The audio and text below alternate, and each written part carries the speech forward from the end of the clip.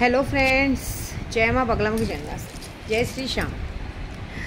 मेरी आज की यात्रा भी बहुत अच्छे से हुई। यहाँ पे अजमेर शरीफ में मैंने जो प्रॉमिस किया था, मेरे अजमेर बाबा को भी दर्शन किया और साथ में जो मैंने गौस पाक की या नियाज़ थी, आज गौस पाक की नियाज़ रोकने की सबने बहुत कोशिश की। मतलब मैं वहाँ तक पहुँचूँ नहीं। सुबह मेरी तबीयत ख़राब थी, मैंने कल खांसी की दवा पी ली थी और खांसी की दवा मुझे नहीं चलती है बॉडी में, क्योंकि पहले मुझे इतना सारा ड्रग्स का नशा दिया गया है ना गंदी तरीके से।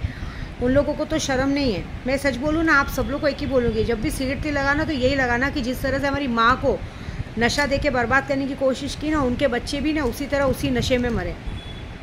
तो उसकी वजह से अगर मैं कोई खांसी वांसी की दवा भी पीती हूँ तो मुझे रिएक्शन करता है। उसके लिए तबीयत ख़राब हो गई थी, तो भी मैंने हिम्मत की गई। और ऊपर से अकेली भी हूँ, लेडीज़ हूँ, अकेले मुझे पूरा सब सामान पैक करना था, बच्चों के लिए सामान लिया था। उसके बाद वहाँ पे भी मैंने बहुत सारी पूजा की, सारी पूजा अच्छे से निपटाई, सारा काम अच्छे से निपटाया। और माया मैडम के लिए बोलूँगी खुशखबरी कि तेरा भाई जेल जाने वाला है, जा चुका भी होगा, 2-3 बार बचते बचते बच रहा है, लेकिन बचेगा नहीं, क्योंकि 307 का केस जब तक नहीं लगेगा तब तक तो पूजा चालू रहेगी। दूसरी बात है कि देखिए, आज मैंने अपने प्रॉमिस के हिसाब से जितने लोग ने भी मेरी मदद की, सबसे पहले जो लोग मेरे साथ गाड़ी में आए हैं, देखिए मैं ऐसा बात नहीं बोलूँगी, जो लोग मेरे साथ गाड़ी चलाने आए, गाड़ी चलाने के अलावा 24 घंटा मेरी निगरानी करना, मैं जहाँ भी जा रही हूँ। आज के दिन मेरे साथ कोई औरतें नहीं है, वो मेरे 3 भाई मेरे बॉडीगार्ड बन के मेरे साथ घूम रहे हैं। तो मैंने अपने रमेश भाई को, तो एक झूठ नहीं बोलूँगी, मैंने उनके लिए लाख रुपया बोला था, लेकिन इस वक्त ऐसे काम धंधे के हिसाब से थोड़ा कम था, तो मैंने उन्हें 50,000 का फ़ायदा दिया। उन्होंने बोला दीदी 50 भी बहुत बड़ी बात है, आपकी तरफ से गिफ्ट मिला हो बहुत बड़े, 50 उनको दिया और उनके साथ दो जेंट्स आए थे, उनको 20-20 हज़ार भेजा, क्योंकि वो लोग क्या है, रक्षाबंधन है, उनको मिलेगा तब आगे के लिए कभी काम आएंगे। देखिए मैंने पहले ही कहा, जो मेरे साथ गाड़ी चलाने आते हैं ना, अगर वो लोग ईमानदारी से काम करें ना तो उनको गिफ्ट अच्छा मिलेगा। मेरे मिस्टर के साथ जब उनके दोस्त आते ना, मैं झूठ नहीं बोलूँगी, मेरे मिस्टर उन्हें पैसे ही नहीं देने देते। वो बोलते मैं उनको खिला पिला रहा हूँ ना, घुमा रहा हूँ ना, और उल्टा वो लोग जब गाड़ी चलाते तो उनको जो पगार मिलती है उसमें से भी वो आदमी उनसे कमीशन ले लेता है। तो वो लोग को समझ में आएगा, वीडियो देखेंगे तो उनको शर्म आएगा कि हम लोग को किसके साथ अच्छे से अच्छा, दीदी के साथ अच्छे से रहना चाहिए था।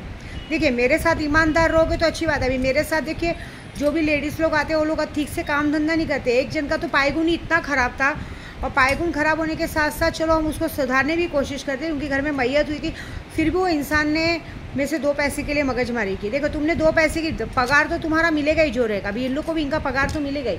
ये तो मैंने जो एक्स्ट्रा इनको दिया वो मेरी खुशी से दिया, क्योंकि आज यहाँ का काम पूरा हुआ। अब आगे कुछ काम नहीं है, अब कल मैं अपनी बा के यहाँ पैर पड़ूंगी। अभी स्मिता जी, मीनाक्षी जी, सबको जिसको जिसको फ़ायदा हुआ है, मैंने अपनी बा के पास से कड़ा ले लिया है, कल जाके कड़ा लूँगी। कड़ा लेके मैं सावरिया सेठ जाऊँगी और सावरिया सेठ से फिर महाकाल करते हुए घर पहुँचूँगी। लेकिन मुझे पूरा भरोसा है कि मेरे घर पहुँचने से पहले जितने लोगों ने मुझ पर कोर्ट कचहरी का केस डालने के लिए लेटर भेजा, सबकी मौत की खबर मुझे चाहिए। मेरी जिद है, मैंने अपने गुरु जी को यही कहा है कि मैं चाहती हूँ, मुझे पैसे नहीं मिलेंगे चलेगा, इनकी सबकी मौत चाहिए मुझे। और सबसे बड़ी बात मैं आज अपने उद्धव बाला साहब और राज ठाकरे को कहूँगी, राज ठाकरे भाई को कहूँगी, क्यों आप ऐसे कर रहे हो? आपको पता है, आप लोग को मैंने बोला भी तो भी आप लोग शांत नहीं रह रहे हो। आप समझो, आप लोगों का सब कुछ जाने वाला है। आपके कार्यकर्ता को बोलो ना कि मारा ना करे।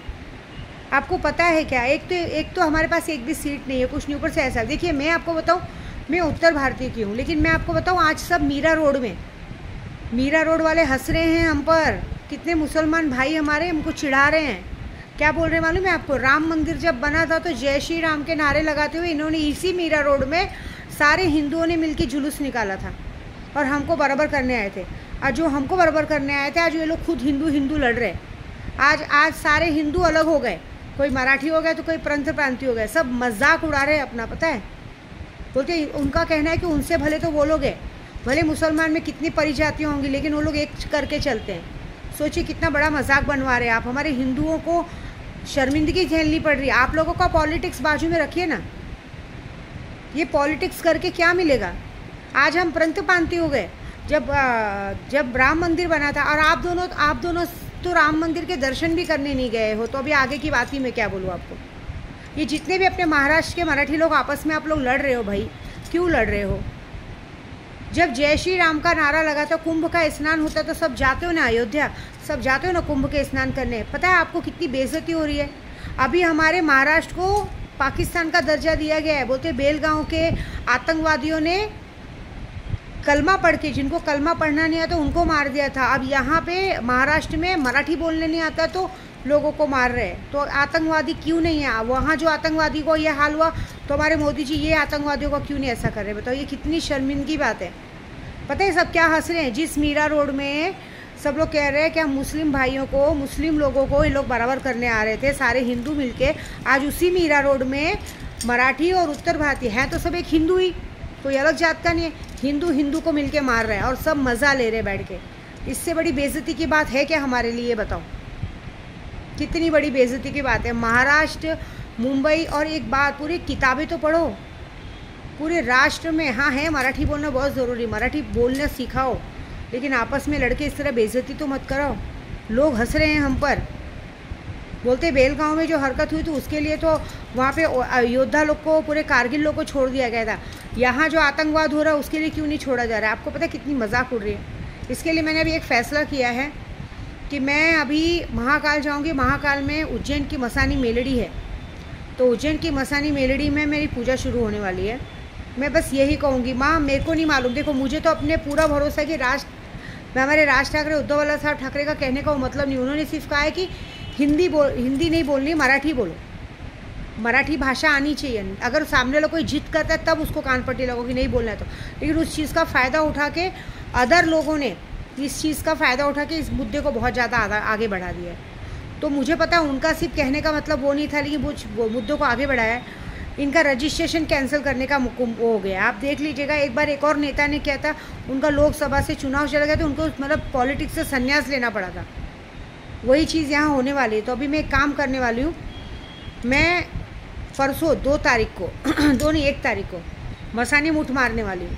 तो मसानी मुठ ऐसी पड़ेगी, जो मसानी मुठ ये पड़ेगी कि मसानी मुठ एक कितनी पावरफुल मुठ होती है। मसानी मेलड़ी मुठ, उज्जैन की मसानी मेलड़ी मुठ, ये जो भाषा के नाम पे वाद विवाद कर रहे हैं ना, चाहे नेता हो, चाहे अभिनेता हो, चाहे पुलिस हो, चाहे वो, बहुत ज़ोर से उनको झटका लगेगा। और उसी में कम से कम नहीं कुछ तो भी 21,000 जप होने वाला है बगलामुखी का, और वो करके वहाँ पे बैठ के मैं कुछ हवन करने वाली हूँ। और उसके बाद देखते क्या होता है। क्योंकि भाई देखिए, हमारे लिए गुजराती, मारवाड़ी, हिंदी सारे भाई हमारे हैं, और सबसे आज लड़ाई हो रही है। हम सब हिंदू मिल के एक दूसरे को नोचने खाने पड़े, ये तो हम नहीं होने दे सकते। फिर हम पंडितों का क्या मतलब समाज में?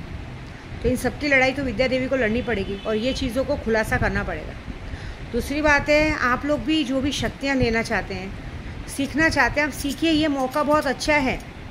शक्तियाँ लीजिए, शक्तियों से आप हर कुछ पा सकते हैं। लोग पूछ रहे हैं, वहाँ 1.5 फुटिया जिन लेने पे जो आपने लोगों को पैसे का फ़ायदा दिया, हमें भी मिलेगा क्या? क्यों नहीं मिलेगा? आप आज लीजिए, आपको 1 महीने बाद जो 1.5 फुटिया जिनका पीछे का पैसों का फ़ायदा है, सुल्तान जिनके पैसों का फ़ायदा है, मिलेगा। क्यों नहीं मिलेगा? अभी जो जिन लोगों को मैंने कहा है 6-7 तारीख को उनको भी मिलने वाला है। मैं नहीं दे रही हूँ, जो देने वाले भगवान वो दे रहे हैं, लेकिन ये गलत हो रहा है। आज हमारे हिंदू के आपस में लड़ने के वजह से बाहर वाले हमें ताना मार रहे हैं। सोचो कितनी बड़ी बात है, ये बहुत गलत बात है।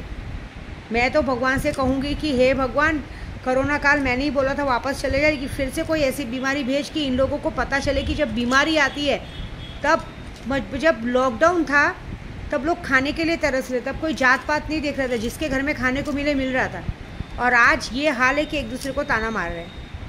अच्छा बात नहीं है ये जो लोग आप दूसरों के घर में घुस के तोड़ फोड़ कर रहे हो, मारी मारा कर रहे हो ना, आप देख लीजिएगा आने वाले समय पे आपको कोई मदद नहीं करेगा।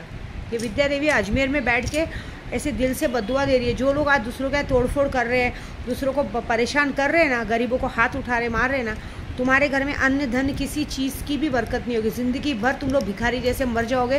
कोई तुम्हारे मरने पे, तुम्हारी मैयत पे तुम्हें रोने भी नहीं आएगा। ये मेरा वादा है। और माया मैडम को एक बात तो बोल दूँगी कि तुम लोगों की वजह से विद्या देवी ने बहुत कुछ सफ़र किया है। आज मुझे सर दर्द भी होता है, खांसी भी होती है ना, तो मैं खांसी की दवा नहीं खा सकती, क्योंकि मुझे पहले तुम्हारे लोगों ने इतना मिलके इतना नशा दिया है।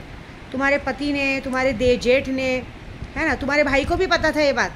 अगर मैं आज पुलिस स्टेशन में एक कंप्लेंट कर दूँ ना, तो तुम्हारा पूरा खानदान अंदर जाएगा कि पहले लोग ने नशा दे के औरत का फ़ायदा उठाया, आरिफ जैसे लोगों के साथ मिलके, और आज इन लोगों के बच्चे बड़े हो रहे हैं तो अपने आप परिवार देख रहे हैं, है ना। तो तुम लोग के गांड पे इतने डंडे पड़ेंगे ना कि ज़िंदगी में सब लोग जेल के चक्की में ना पीछे डंडा खाओगे। याद रख लेना, फिर कहीं के नहीं रहोगे। जितनी तेरी चर्बी है ना, सारी तेरी चर्बी ऊपर से नीचे तक निकल जाएगी।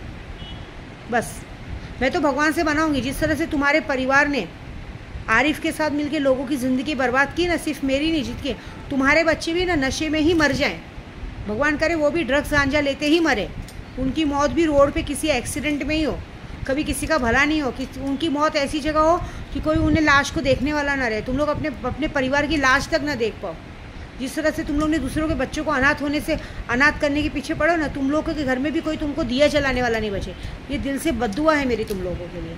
थूकने का मन करता है तुम जैसे लोगों पे, जो तुम लोग से बात करते, तुम्हारे आजू बाजू में रह के तुम्हारे हाथ का पानी पीते ना, वो कितने बड़े नीच है। मैं तो नीच हुई तुम लोग जैसे लोगों से जुड़ी, और क्या, ये उससे ज़्यादा क्या बोलूँ मैं।